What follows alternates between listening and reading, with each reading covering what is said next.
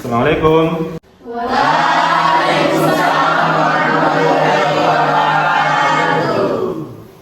Siap, 1, 2, 3. Assalamualaikum. Waalaikumsalam warahmatullahi wabarakatuh. Sebelum kita belajar, marilah kita baca doa. Doa dipimpin oleh Zaninda. Berdoa dimulai. Bismillahirrahmanirrahim. Alhamdulillahi Rabbil Alamin. Ar-Rahmanir-Rahim. Maliki Yawmiddin. Iyyaka na'budu wa nasta'in. Amin. 4. Ya, siswa dan siswi sekalian, apa kabarnya semua? Ya, sebelum kita mulai pelajaran, terlebih dahulu saya mengabsen dulu kehadiran kalian pada hari ini. Dengarkan namanya, Al-Fadir Akbar. Oh iya ya. Arita. Hadir, Pak. Aminarti. Ada, Pak. Asria. Ada, Pak. Dealmi. Hadir, Pak. Arulana. Febrianti. Ada, Pak. Ayuning Dia Pratiwi. Ada, Pak. Marlon Minggelo. Ada Pak. Siswa dan siswi sekalian, hari Sabtu yang lalu telah kita pelajari terkait materi apa kok minggu lalu? Anabolisme. Anabolisme itu pada pokok materi fotosintesis. Nah, sekarang saya mau tanya, mungkin masih benar masih diingat materi yang lalu. Yang pertama, apa itu fotosintesis? Siapa yang bisa ya? Saya. Silakan Putri Salvi. Fotosintesis adalah proses kembukaan zat-zat organik yaitu H2O dan CO2 oleh klorofil menjadi zat organik yaitu karbohidrat dengan bantuan cahaya. Dengan bantuan jadi hasil akhirnya berbeda dengan bantuan Cahaya. Cahaya apa nih mas saya? Matahari. Ya. Jadi sebentar itu nanti setelah berakhir proses belajar mengajar ini nanti saya kasih belajar soal untuk dikerjakan. Siapa? Bagaimana evaluasi jadwal kali pertemuan kita akan bahas. Siswa dan sekalian, hari ini kita masih membahas kelanjutan dari materi anabolisme ini. Jadi yang poin yang bagian B-nya itu yaitu kemosintesis, dan lagi sintesis lemak dan sintesis protein.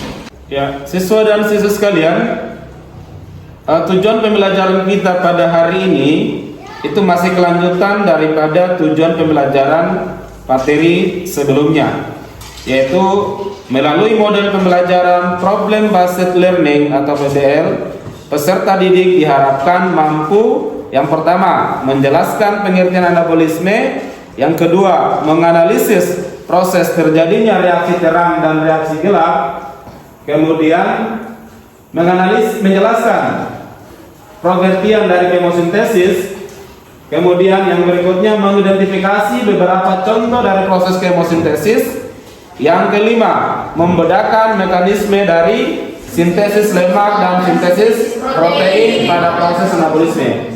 Tujuan yang akan kita capai pada pembelajaran kita hari ini. Untuk mencapai tujuan tersebut, saya akan masih kita menggunakan kelompok ya yang lalu. Ya. Ya, Pak. Jadi silakan siswa dan siswi sekalian untuk membentuk kelompoknya. Saya persilakan.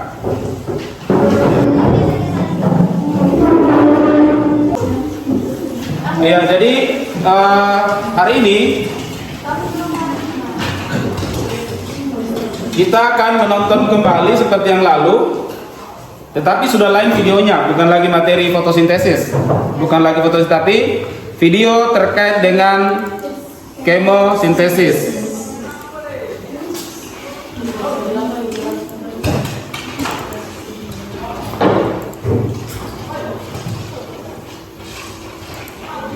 Tolong diperhatikan semua.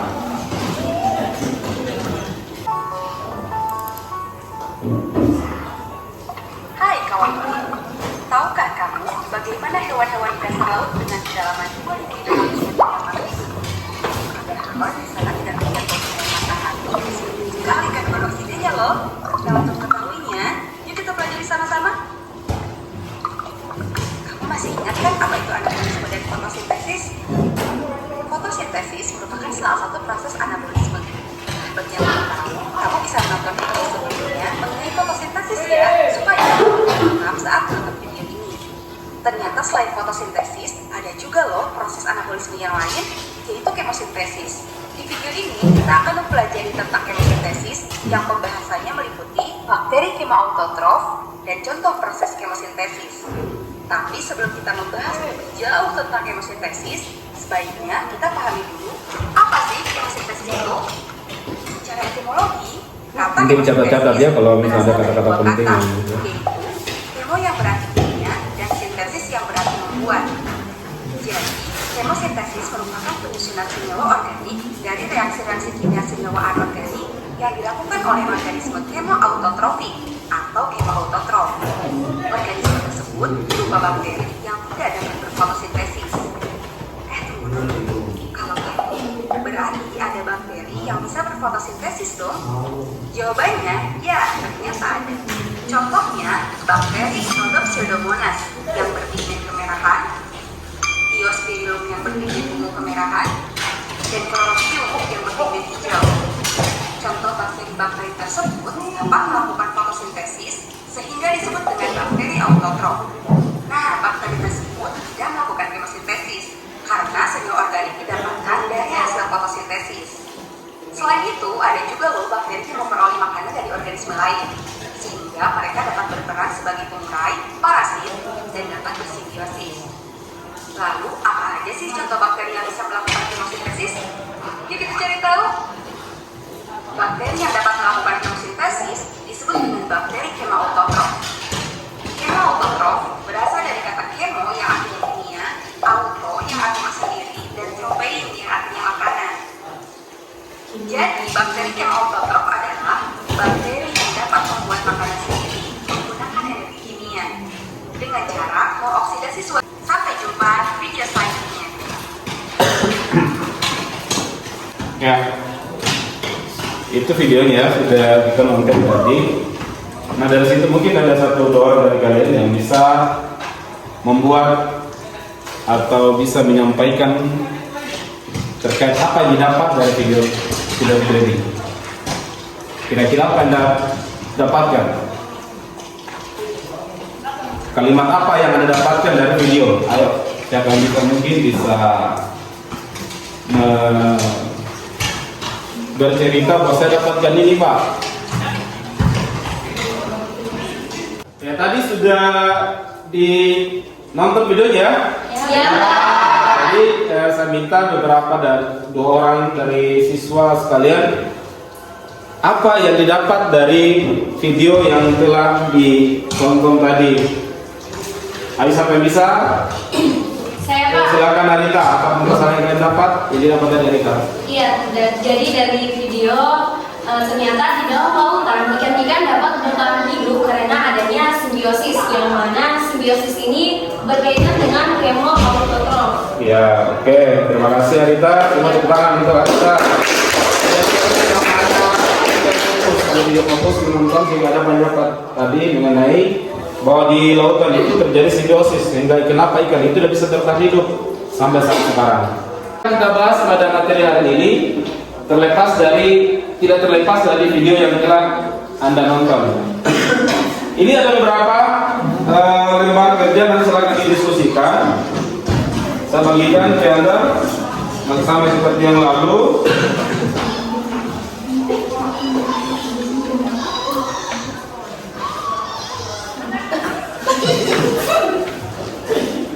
Ini yang kameranya kalau dilihat, ya Pak.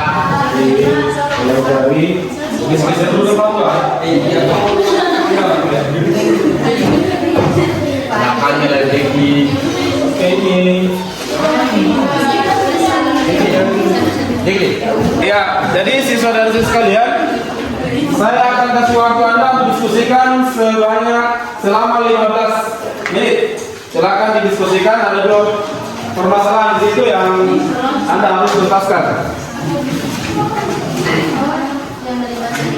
Ya, jadi di LKPD tersebut itu ada 2 permasalahan yang Anda akan diskusikan bersama dengan teman-teman Anda. Yang pertama itu terkait dengan proses kemosintesis. Nah, di situ yang Anda cari nama-nama mikroorganisme dan reaksi kemosintesisnya. Dan yang kedua itu mengenai biosintesis. Ada 2 yang diangkat di situ, adalah sintesis lemak dan sintesis protein. Sintesis lemak dan sintesis protein itu adalah bagian dari anabolisme. Silakan Anda cari, diskusikan baik di buku yang Anda pegang ataupun dari literatur yang lain di internet atau di media yang lain. Saya persilakan, saya kasih waktu 15 menit. Ya Pak.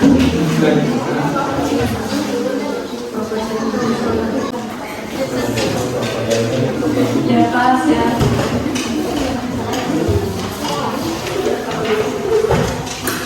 Aman. Ya, ada pertanyaan kalian? Ya. Saya kira kalau sudah dicari buku masih konsultasi sama kelas.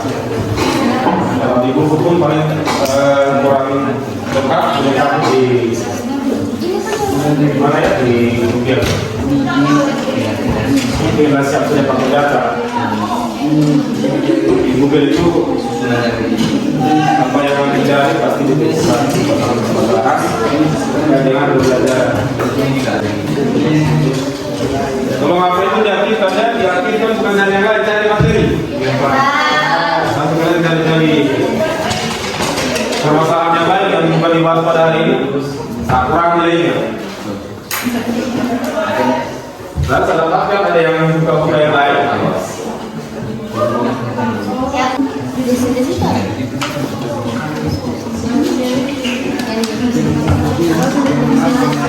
Oh, sudah ada kelanjutan. Sudah ada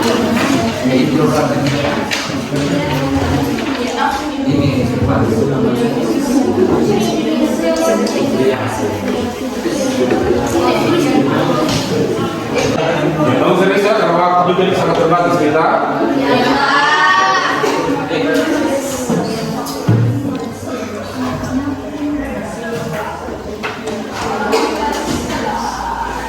Mana kelompok 4 sudah selesai? Sementara? Iya Pak. Oke, sebentar. Kelompok 1 on proses. Iya Pak.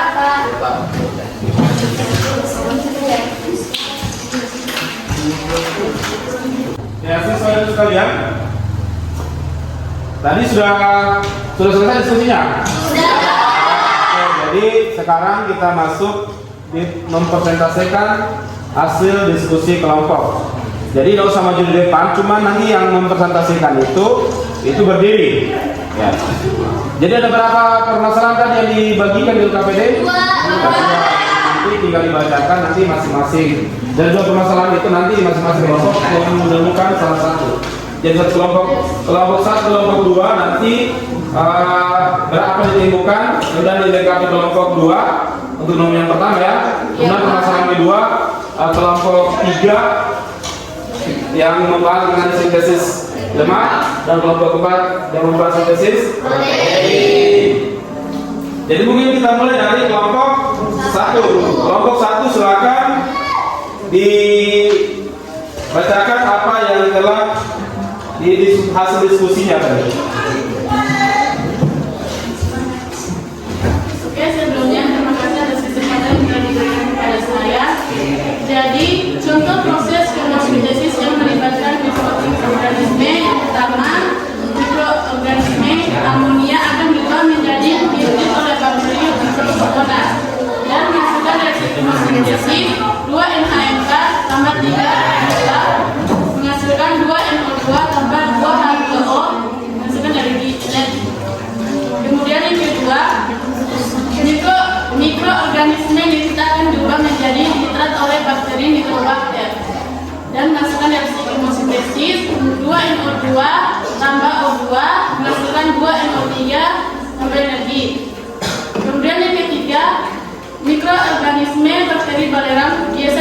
ditemukan pada sumber air panas, contohnya Thiobacillus ferrosidans yang digunakan sebagai pembersih lingkungan karena mampu mengubah hidrogen sulfida yang berbentuk gas beracun menjadi sulfur yang lebih aman terhadap lingkungan dan menggunakan energi yang dihasilkan untuk membentuk glukosa. Dan reaksi chemosintesisnya 2H2S tambah O2 menghasilkan 2H2O tambah 2S tambah energi. Oke, ini 3 yang didapat tadi ya. Ya, kita beri aplaus untuk kelompok 1. Ya, permasalahan kedua ini mengenai sintesis lemak dan sintesis protein ya. Jadi untuk kelompok 3 silakan apa yang ditemukan terkait dengan sintesis lemak. Oke, terima kasih atas kesempatannya. Saya akan membacakan tentang sintesis lemak. Sintesis asam lemak adalah pembentukan asam lemak atau palmitat dari asetil CoA. Asetil CoA ini berasal dari glikolisis dan dari katabolisme asam-asam amino. Secara kimiawi, lemak tersusun oleh asam lemak dan gliserol. Lemak disintesis dari karbohidrat dan protein melalui asetil CoA. Sintesis atau pembentukan maupun pembongkaran lemak terjadi dengan bantuan enzim lipase. Apabila gliserol ditambah 3 molekul asam lemak akan tersusun suatu ester yang disebut lemak. Oke. Jadi saya kira sudah jelas itu ya. Oke, silakan dijawab untuk kelompok 3. Selanjutnya kelompok 4. Katakan apa tadi? Sintesis protein. Oke, silakan sintesis protein. Ya, terima kasih atas kesempatan yang telah diberikan. Saya akan membicarakan tentang sintesis protein. Sintesis protein juga dinamakan sebagai biosintesis. Adalah proses pembentukan partikel protein yang dalam prosesnya melibatkan sintesis RNA karena pengaruh DNA. Proses sintesis protein membuat DNA menjadi sumber pengkodean asam nukleat yang berubah menjadi asam amino. Sintesis protein adalah proses di mana kode genetik yang dibawa oleh gen akan diterjemahkan menjadi urutan asam amino. Asam amino ini akan membentuk protein, sedangkan protein nantinya akan berfungsi sebagai zat pensusun dalam tubuh. Sintesis protein juga bisa diartikan sebagai proses pembentukan protein yang melibatkan DNA. DNA sendiri merupakan materi genetik yang terdapat di dalam sel makhluk hidup. DNA terdiri dari kode genetik yang berupa urutan basa nitrogen. Urutan basa nitrogen inilah yang nantinya akan dijadikan acuan dalam pembentukan polipeptida atau protein. Sintesis protein terdiri dari 2 tahap, yaitu transkripsi dan translasi. Oke, jadi itu ya. Jadi luar biasa dipanjang penjelasannya ini. Iya, Pak. Oke, kita beri aplaus dulu kelompok. Jadi kira sudah maksimal semua. Jadi persoalan LKPD itu kurang lebih seperti itu apa yang telah Anda pelajari. Jadi secara tujuan pembelajaran kita pada hari ini kira sudah kita capai. Dan kita lanjut berikutnya. Ya siswa dan kuliah tadi semua sudah mempresentasikan masing-masing kelompok terkait dengan persoalan-persoalan yang telah didapat. Jadi saya lihat tadi kelompok semua aktif, jadi semua sanggap, semua berhasil. Jadi semua terbaik. Ya, selanjutnya sekarang kita masuk di kesimpulan dari apa yang telah kita bahas mengenai pembelajaran kita pada hari ini. Jadi kalau kesimpulan itu kita selalu mengakui tujuan. Tujuan kita pada hari ini kan ada 4 ya. Yang pertama, menjelaskan pengertian kemosintesis. Yang kedua, mengidentifikasi beberapa contoh dari proses kemosintesis. Yang ketiga, membedakan mekanisme dari sintesis lemak dan sintesis protein pada proses anabolisme. Nah, sekarang kesimpulan pertama. Siapa yang bisa menjelaskan pengertian dari kemosintesis? Silakan dari kelompok 4 atas nama Delmi. Jadi kemosintesis itu berasal dari kata kemo yang artinya kimia dan sintesis yang artinya pembentukan. Jadi kemosintesis itu adalah reaksi pembentukan senyawa organik kompleks dari senyawa sederhana yang sumber energinya berasal dari energi kimia di alam. Oke, silakan duduk jadi tempatnya itu. Kemudian mengidentifikasi beberapa contoh dari proses kemosintesis. Jadi kan tadi kita sudah bahas bahwa kemosintesis itu melibatkan mikroorganisme. Jadi misalkan yang bisa disebutkan contoh-contoh mikroorganisme yang terlibat dalam proses kemosintesis. Saya Pak. Ya silakan Anita. Ya, jadi contoh dari kemosintesis yang pertama ada nitrosomonas, nitrobakter, bakter, Thiobacillus ferrosidans, ada Cupriacidus necator dan Metanomonas. Oke, jadi ada 5 tadi jadi tadi kan di sini 3 di sana 2 ya, jadi 5. Dan masih ada bakteri-bakteri yang lain, tapi yang kita dapat hari ini kita bahas ada 5 ya. Nanti kita kembangkan nanti di literatur yang lain. Kemudian yang berikutnya, apa itu sintesis lemak? Saya Pak. Silakan Ayuni. Sintesis asam lemak adalah pembentukan asam lemak atau palmitat dari asetil CoA. Oke, cukup. Ya, dari asetil CoA. Jadi sintesis lemak ini bagian dari anabolisme yang tidak bisa kita pisahkan. Selanjutnya, apa itu pengertian daripada sintesis protein? Ya silakan Sanida. Sintesis protein adalah proses di mana kode genetik yang dibawa oleh gen akan diterjemahkan menjadi urutan asam amino. Menjadi urutan asam amino. Jadi protein itu yang bisa digunakan dalam tubuh kita sudah terbentuk dalam asam amino. Nah, nanti di situ materi berikutnya itu ada materi khusus membahas mengenai sintesis protein. Tapi hari ini kita hanya membahas secara spesifik, secara belum masuk ke dalam karena dia ada bab khususnya. Jadi sintesis lemak dan sintesis protein itu bagian dari anabolisme. Nah sekarang tadi kita sudah selalu menyimpulkan proses pembelajaran kita hari ini. Jadi kita berapa dulu kita semua.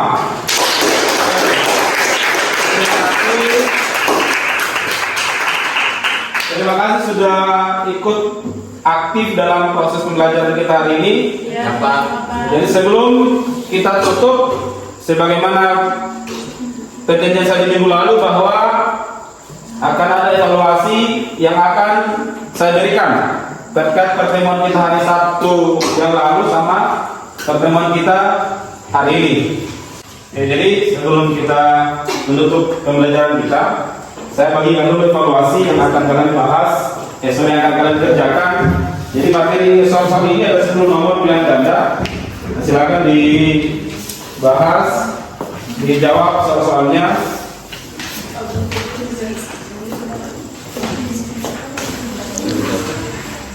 Silakan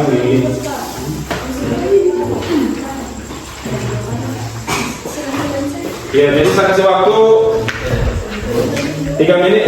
10 menit dalam bekerja. Silakan bekerja. Ada di sebelah ini jawaban yang berjawab di silang-silang itu juga. Ya Pak. Silang-silang saja setelah itu. Ya, kalau kerja sama, usahakan kerja diri dulu ya, jangan bilang kerja sama. Semua jangan lupa selama ya, ada tulis nama di kelasnya, mereka atas.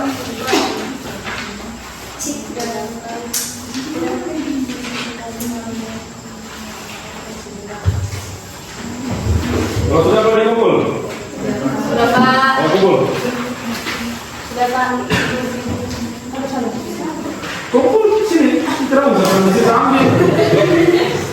Kita bagikan suasana di sini pas aku berani ke atas. Ayo kumpul. Kumpul.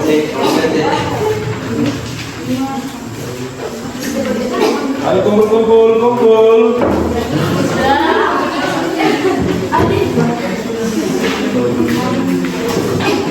Kumpul.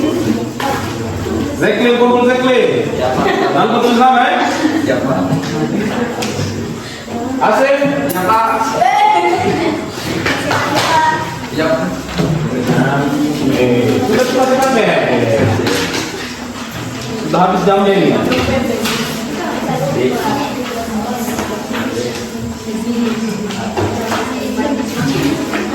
Semua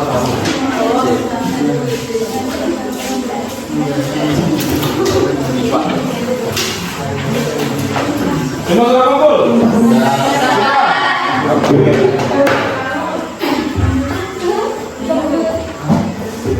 Ya, siswa dan siswa sekalian, ya terima kasih sudah berpartisipasi aktif dalam kegiatan proses belajar mengajar kita pada hari ini. Yang mudah-mudahan ini bisa memberikan pelajaran yang berharga buat Anda semua dan bisa diaplikasikan dalam hari-hari berikutnya. Kemudian keaktifan kalian alhamdulillah sudah meningkat dibandingkan yang lalu-lalu. Ini juga suatu prestasi yang luar biasa. Terima kasih sudah ikut aktif dalam proses mengajar kita pada siang hari ini. Dan mudah-mudahan pertemuan-pertemuan berikutnya harus lebih aktif lagi ya. Iya, Pak. Proses kegiatan pembelajaran kita lebih semangat, lebih terarah, dan apa yang menjadi tujuan kita pembelajaran pada setiap pertemuan bisa kita capai. Itu harapan saya. Kemudian yang berikutnya untuk teman-teman Anda yang tidak belum sempat hadir, yang mudah-mudahan dia nanti minggu pertemuan berikutnya bisa hadir bersama-sama kita. Karena tadi ada 2 orang yang tidak hadir ya. Iya. Kemudian selanjutnya materi kita berikutnya itu di materi bab 3 substansi materi genetik. Jadi di substansi materi genetik nanti kita akan sudah membahas mengenai sintesis protein salah satunya. Kita bahas kromosom, bahas DNA dan sintesis protein. Jadi di dalamnya. Jadi semua itu jadi persoalan sintesis protein di materi bab 3 kita akan tuntaskan lebih mendalam lagi. Jadi terima kasih sekali lagi atas partisipasi semua, dan untuk itu kita beri aplaus untuk kita semua. Oke, saya persilakan ketua kelas untuk menjawabkan. Kita tutup pertemuan kita dan ketua kelas silakan persiapkan untuk kita pulang. Siap. 1, 2, 3. Terima kasih, Pak. Sebelum kita pulang, marilah kita baca doa. Doa dipimpin oleh Fahrul Anwar. Doa dimulai. Bismillahirrahmanirrahim. Alhamdulillahi rabbil alamin. Ar-Rahmanirrahim. Maliki yaumiddin. Iyyaka na'budu wa iyyaka nasta'in. Ihdina shiratal mustaqim. Shiratal ladzina an'amta 'alaihim غير المغضوب عليهم ولا الضالين. Amin.